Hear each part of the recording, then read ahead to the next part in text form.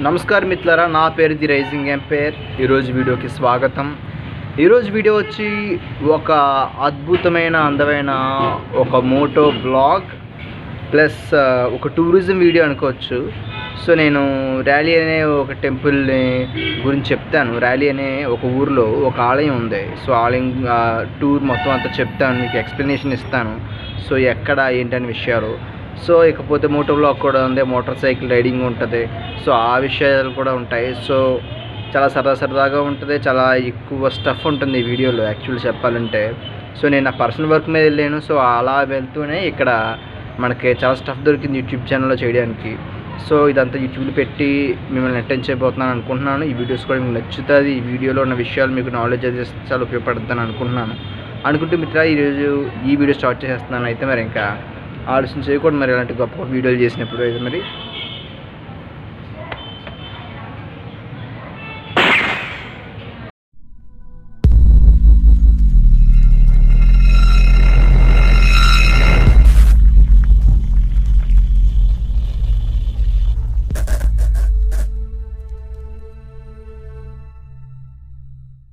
అయితే మిత్రారా, నేనైతే బయలుదేరుతున్నాను. సో బయట అక్కి ఉంది. సో సమయం ఉదయం 7:30 ఆ సమయం అన్నమాట. సో అయితే అక్కిని తీస్తున్నాను. అయితే చూడండి, ఇక్కడ ఒక అందమైన విషయం జరిగింది. ఇప్పుడు నేను పంచుకోలేకపోతున్నాను, కానీ చాలా సంతోషకరమైన విషయం జరిగింది ఇక్కడ. అయితే నేను బయలుదేరిపోయిన తర్వాత నేను పెద్దాపురం నుంచి బయలుదేరాను. అయితే అక్కడి నుంచి బైపాస్ అది దాటి సగం దూరం వచ్చిన తర్వాత ఈ వీడియో తీసాను అనమాట. సో ఆ తర్వాత కొంచెం ముందుకు వెళ్ళిన తర్వాత రైల్వే గేట్ వచ్చింది. సో అయితే గేట్ వేస్తుంది, ఎందుకంటే ట్రైన్ రాబోతుంది అనమాట. సో అయితే అక్కడ కొద్దిసేపు ఆగాను. సో ఇక్కడ కొంచెం సమయం అయితే అయ్యిందనే చెప్పాలి, కానీ ట్రైన్ మాత్రం ఎక్కువ ఏడిపించలేదు అనుకోండి. సో చాలా వేగంగానే వచ్చింది. స్టేషన్ కూడా చూస్తే చాలా చిన్నది ఉంది, చూసారా, చిన్నగా బుజ్జిగా అందంగానే. సో అంతసేపు వెయిట్ చేసిన తర్వాత వచ్చిన ట్రైన్ ఒక గూడ్స్ కానీ గూడ్సే అని చెప్పేసి గేట్లు ఎత్తేయలేరే, అవునా. సో అయితే ట్రైన్ వెళ్తుంది. సో ట్రైన్ అయితే మరీ పెద్ద ఏం కాదు యాక్చువల్గా చెప్పాలంటే. ట్రైన్ చాలా చిన్నదే. ఇది చూసారా, ఎండింగ్ ట్రైన్ కనబడుతుందా, మీకు చూపిస్తాను చూడండి ఎండింగ్. సో ఇక్కడ చిన్న విషయం కూడా జరిగింది, హాస్యాస్పద విషయం.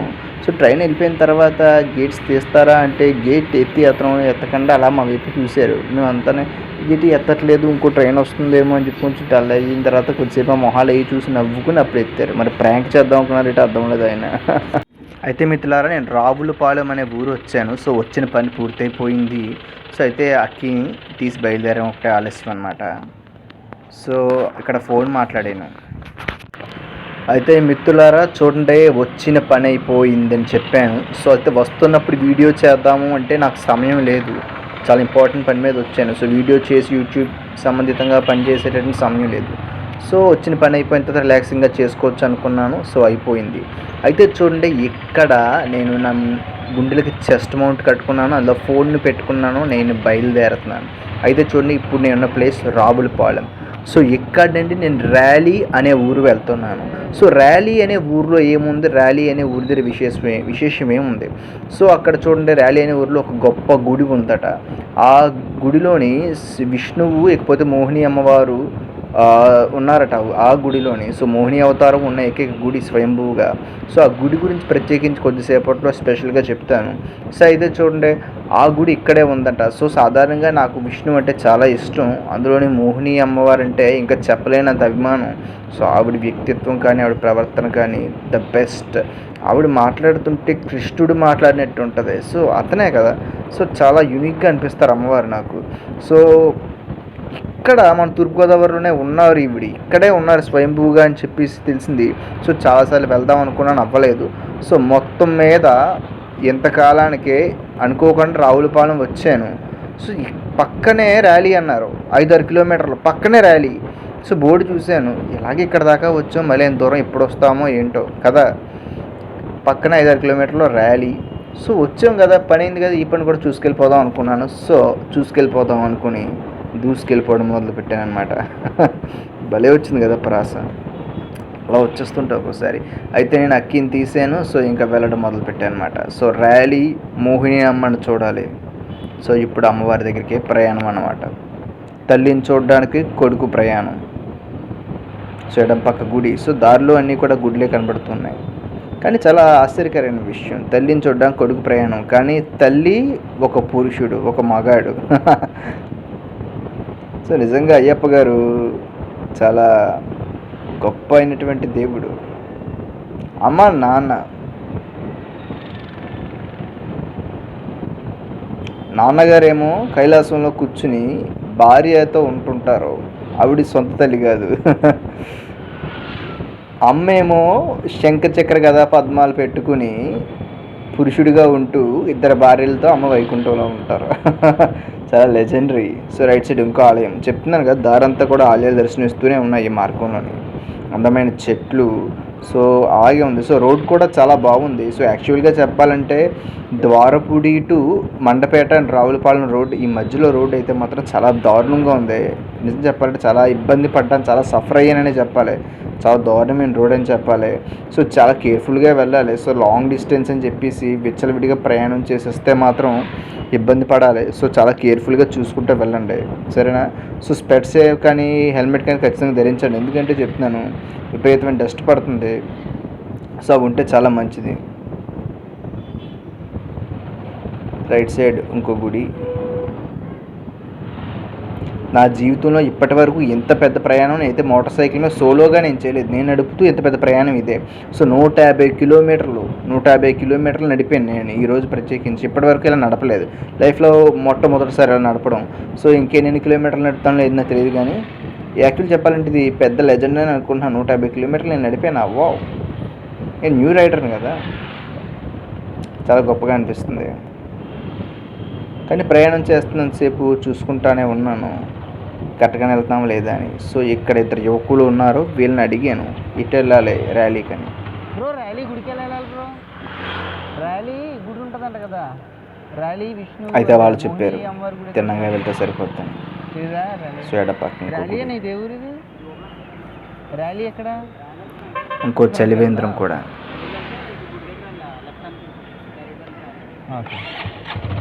అయితే ఈ యువకులకి చాలా చాలా కృతజ్ఞతలు. సో యాక్చువల్లీ నేను గూగుల్ని ఫాలో అవుతాను, మనుషులను కూడా ఫాలో అవుతాను. సో రైట్ సైడ్ ఇంకో ఆలయం. కానీ యాక్చువల్గా చెప్పాలంటే చెప్తున్నాను, యూట్యూబర్గా నేను మనుషులను అడగడమే నయం. ఎందుకంటే చెప్తున్నాను, ఫోన్కి యూట్యూబ్ వీడియో చేయాలి, ఫోన్ రికార్డ్ చేయాలి, ఫోన్ కెమెరాతో వీడియోలు ఫొటోస్ తీయాలి. సో ఫోన్కి ప్రత్యేకించి రెస్పాన్సిబిలిటీస్ హెవీగా ఉంటాయి ఫోన్కి. సో గూగుల్ ఓపెన్ చేసి మ్యాప్స్ చేసి మళ్ళీ ఆన్ చేసి డేటా ఆన్ చేసి ఉన్న ఛార్జ్ అంతా గూగుల్ మ్యాప్స్ తీసుకుంటే ఇంకా రికార్డింగ్ ఎలా చేస్తాం, అవునా? సో మీరు యూట్యూబర్ అయితే లేదా యూట్యూబ్ వీడియోస్ చేయాలనుకుంటే ఇది బాగా గుర్తుపెట్టుకోండి. రైడింగ్ వీడియోస్ కానీ ఇలాంటివి ఏమైనా చేస్తున్నప్పుడు మీరు గూగుల్ మ్యాప్స్ విపరీతంగా ఆన్ చేయకండి, వీళ్ళంత వరకు వ్యక్తుల్ని అడగండి. సో అదే పర్ఫెక్ట్, సరేనా? అప్పుడు ఆ విధంగా మన ఫోన్ ఛార్జింగ్ని ఉంచుకోగలం, ఛార్జ్ని సేవ్ చేసుకోగలం అన్నమాట. సో ఇంతలా పొదుపు చేసినప్పటికీ నా ఫోన్ రెడ్లోకి వచ్చింది ఇంటికి వచ్చేసరికి 12 అనుకుని ఇంటికి వచ్చేసరికి నా ఛార్జ్. సో ఇదేననుకుంటా ర్యాలీ వెళ్ళాల్సిన సొందు, ఈ లెఫ్ట్ ర్యాలీ వెళ్ళాల్సిన సొందు నాకు తెలిసి ఈ లెఫ్ట్. ఈ లెఫ్ట్లో ర్యాలీకి వెళ్ళాలి, కానీ నేను ఇక్కడే పొరపాటు చేశాను. అనుకోకుండా పొరపాటుగా ముందుకు వెళ్ళిపోయాను. చూడండి ఎంత దూరం వెళ్ళిపోతానో నేను రాంగ్ రూట్లోని. ర్యాలీ స్ట్రైట్ అనుకుని వెళ్ళిపోయాను. సో తిరగాల్సిన దారి లెఫ్ట్. సో ఇక్కడ నాకు ఒక 6 నిమిషాలు ఎన్నో వేస్ట్ అయ్యాయి సో వెళ్ళి రావడానికి. కొంత సమయం వేస్ట్ అయ్యింది. సో అయినా ప్రాబ్లం ఏం లేదు. సో మీ లొకేషన్స్ అయితే చూడండి. సో అయితే ఇక్కడ మాత్రం స్పీడ్ పెంచాను, మీరు చూసారా 40లో ఉన్న ముళ్ళు పైకి లేచి 60కి 70కి 80కి వెళ్తుంది. సో 60కి వెళ్తున్నట్టుంది. సో చూడండి ఇక్కడ నేను ముఖ్యమైన విషయం చెప్తున్నాను, నేను హ్యాట్ కూడా తీసాను, ఎందుకంటే హ్యాట్ ఎగిరిపోద్ది నేను అంత వేగం మీద వెళ్ళానంటే. 40 వరకు హ్యాట్ బేర్ చేయగలదు, గాలి ఎక్కువ వచ్చిందా హ్యాట్ ఎగిరిపోద్ది. సో హ్యాట్ని తీసి లోపల పెట్టాను. సో మరీ చెప్తున్నాను చూడండి, నేను వేగాన్ని పెంచాను, వేగంగా వెళ్తున్నాను. నా మార్గం నా వేగం 40, నేను 40 వెళ్తాను, అంతకుమించి నేను వెళ్ళను. నేను అందరికీ అలాగే వెళ్ళమని చెప్తాను, నేను అలాగే వెళ్తాను, నేను పాటిస్తాను కొన్ని నియమాలు. కానీ కొన్నిసార్లు తప్పదు, అత్యవసర పరిస్థితులు వస్తాయి, వేగం పెంచాల్సి ఉంటుంది. సో వేగం పెంచాల్సిన సమయంలో పెంచాలి. సో నేను ఇప్పుడు తప్పలేదు, ఊరిలో ఉన్నాను, ఎక్కడో ఉన్నాను, ఇంటికి వెళ్ళాలి. సో 40లో వెళ్తే పని అవ్వదు, 150 కిలోమీటర్లు అని చెప్పాను కదా. సో ఎక్కువ దూరం మంచి ఎండ.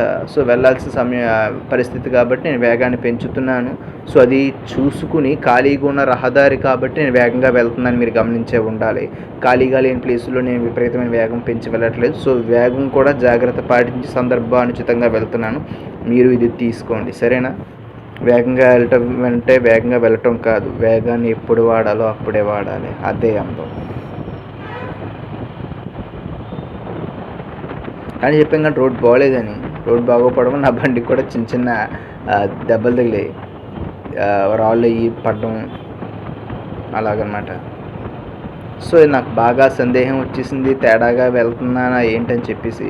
సో ఇక్కడ షాప్ దగ్గర ఒక ఆయన ఉన్నారు. సో అయితే ఆయన్ని మాత్రం అడుగుదామని చెప్పేసి ఒక షాప్ దగ్గర ఆపి ఆయన్ని అడిగాను అనమాట. సో ఇక్కడే కాదు, యాక్చువల్గా చెప్పాలంటే చాలా చాలా చోట్ల సందేహాలు వస్తూనే ఉన్నాయి, ఇక్కడ తప్పు వెళ్తున్నానని. కానీ ఎక్కడా తప్పు వెళ్ళలేదు, ఇక్కడే తప్పు వెళ్ళాను నేను. పొరపాటు జరిగింది ఈ ఒక్క చోట్లోనే. సో ఈయన్ని అడిగాను. ర్యాలీ ఎక్కడండి? ర్యాలీ సో ఆయన ఏమని చెప్పారంటే ఇలా స్ట్రైట్కి వెళ్ళిన మార్గం ఉందని చెప్పారు, దాటేశారని చెప్పారు. సో వెనక్కి తిరిగిపోమన్నారు. సో వెనక్కి తిరిగిపోయాను అన్నమాట.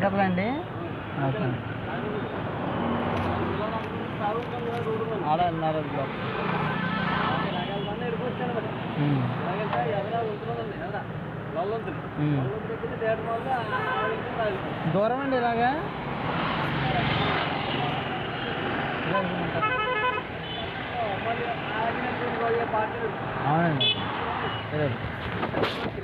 ఇంకా తర్వాత తీసేసాను నేను.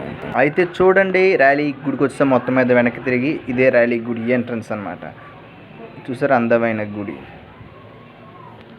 సరే మిత్రులారా, చూడండి, మీకు గుడి గురించి చెప్పాలి. ఫస్ట్ గుడిలోకి వెళ్ళిపోయే ముందు సో చిన్నగానే చెప్తాను. సో ఏంటంటే చూడండి, మీకు తెలుసు ఈశ్వరుడు అయ్య మన తండ్రి మన నాన్నగారు మోహిని అమ్మవారి వెంట పడ్డారు. మోహిని అంటే కేవలం ఒక స్త్రీ కాదు, సాక్షాత్ విష్ణువు స్త్రీ రూపంలో వస్తే ఈశ్వరుడు ఆమెను మోహించి ఆమె వెంట పడ్డారు. అవునా? మీకు ఇది అందరికీ ఈ విషయం తెలిసిందే.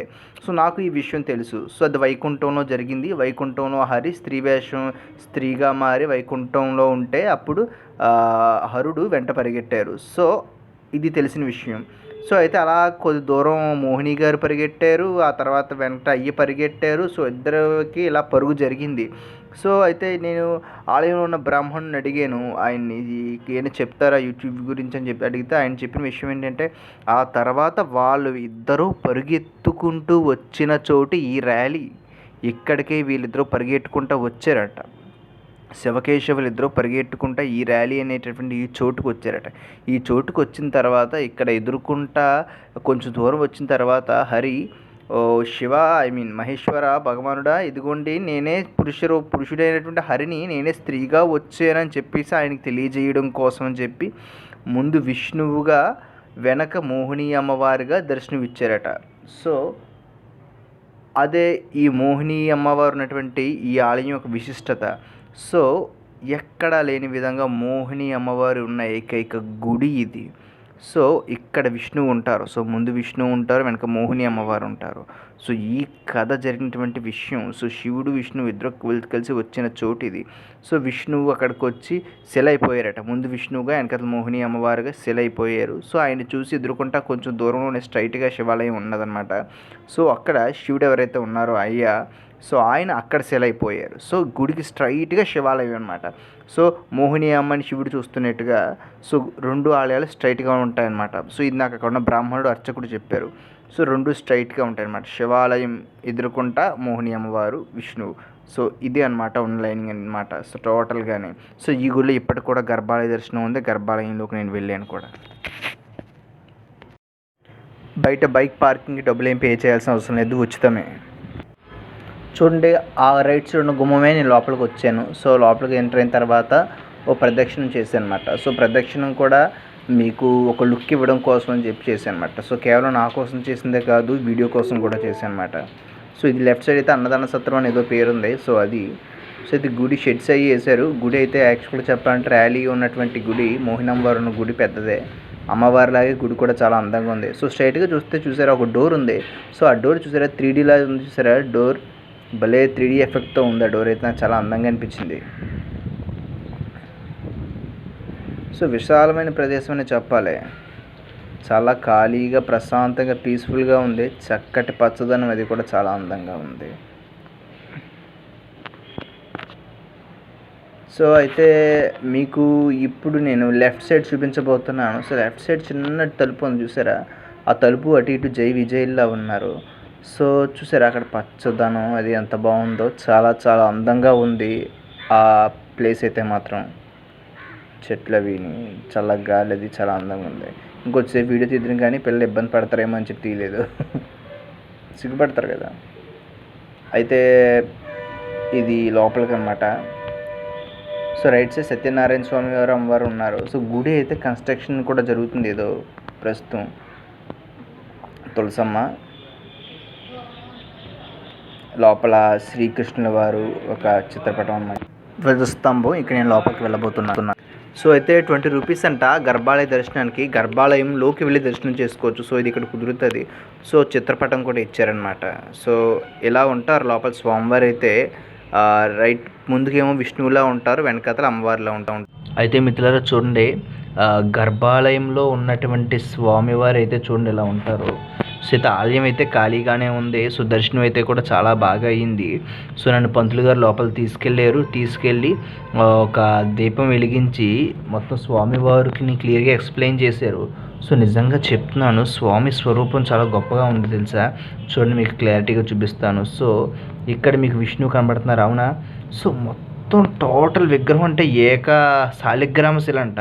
సో ఇప్పటికొచ్చి ఎంత అద్భుతమైంది నిజంగా, నా జీవితంలో ఇప్పటికొచ్చి ఎక్కడ చూడలేదు. చాలా చోట్ల స్వయంభూగా అమ్మవారు అయ్యవారు వెలుస్తారు కానీ సాధారణంగా ఉంటారు, కానీ ఇది అసాధారణమైన స్వరూపం తెలుసా. శాలిగ్రామ శిల అంట ఇది. మొత్తం చూడండి, నిజం చెప్పాలంటే లేటెస్ట్ ఎక్విప్మెంట్ అంతా తెచ్చి పాలిషింగ్ పెట్టి ఎంతెంతో కష్టపడి శ్రమించినా కూడా ఇంత గొప్ప ఆర్ట్ రాదు తెలుసా. నిజంగా చెప్తున్నాను, మీరు ఒకసారి ఇన్ పర్సన్ చూడాలి. స్వయంభువు అంటే ఎంత గొప్పగా ఉంటుందో నిజంగా ఇక్కడ కనబడింది తెలుసా. స్వయంభువుగా రావడం అంటే సాధారణంగా కూడా ఉంటారు కానీ స్వయంభువుగా వచ్చి ఇంకా అందంగా కనబడాలనుకుంటే ఇలా రావచ్చు అని అర్థమైంది. పాలిషింగ్ కూడా సరిపోదు తెలుసా. ఎంత అద్భుతంగా ఎంత అందంగా, అసలు ఎప్పటి కథ ఎప్పటి విగ్రహం, అసలు ఇప్పుడు ఎలా ఉండాలి చెప్పండి. మామూలు విగ్రహం అయితే చెక్కింది అయితే అసలు ఎంత అద్భుతంగా ఉందో చూడండి. సో లెఫ్ట్ రైట్ ఇద్దరు స్త్రీలు కనబడుతున్నారు చూసారు మీకు, స్వామికి లెఫ్ట్ రైట్ మోకాల దగ్గర. సో వాళ్ళిద్దరు ఎవరంటే శ్రీదేవి భూదేవి, ఇద్దరు భార్యలట స్వామివారికి. సో పాదాల దగ్గర ఎప్పుడు తడిగా ఉంటుందంట, ఇది నాకు చూపించారు పంతులు గారు. సో పాదాల దగ్గర ఎప్పుడు తడిగా ఉంటుందంట. సో ఆ పాదాల దగ్గర తడి కూడా ఉంది. సో అది రోజు ఇప్పుడు తడిగా ఉంటుందంట. స్వామి పాదాల దగ్గర నుంచి గంగమ్మ వస్తారట, గంగమ్మ. సో స్వామి పాదాల దగ్గరే గంగమ్మ జన్మించారు.